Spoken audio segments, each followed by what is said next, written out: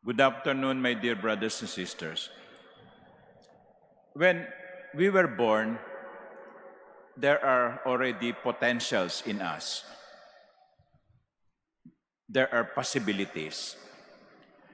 In fact, even now, there is a medical procedure called newborn screening administered to babies so that the physician will be able to determine what are the potential diseases that may happen.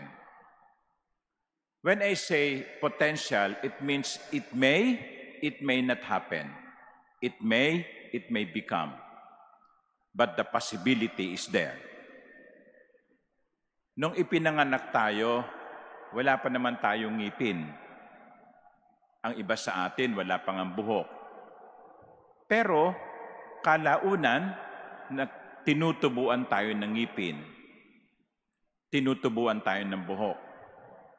Nandoon yung potential na magkaroon ng ngipin ang isang sanggol nung ipinanganak siya. Kaya nga, kapag ang isang bata ay ipinanganak at unti-unting nagkakangipin, we are not surprised. In fact, we are surprised if those things do not happen. Kaya nga, di ba, sabi natin, bakit 2 taon na siya, hindi pa siya nagsasalita? O 3 taon na siya, hindi pa siya nagsasalita? O bakit ilang buwan na siya, pero parang wala pang tumutubong ngipin? O kaya, bakit hindi pa siya dumadapa o lumalakad? We expect some changes as we grow or as babies grow. There is a potential, there is a possibility.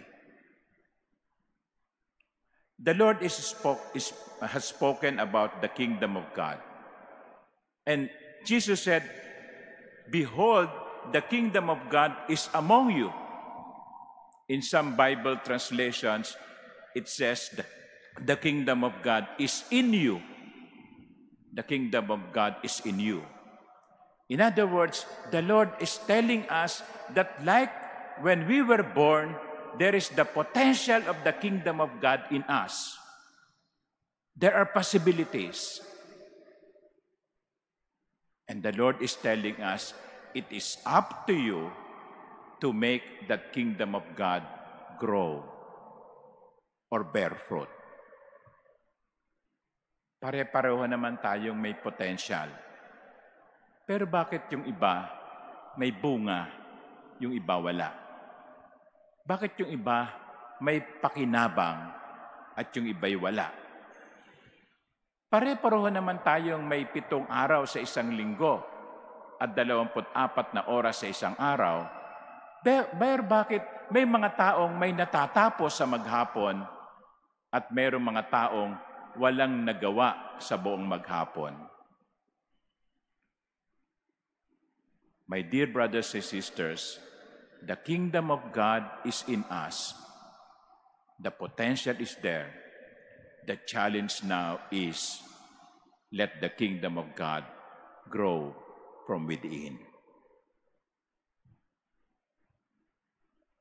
Huwag nating sayangin ang biyayang ibinigay ng Diyos.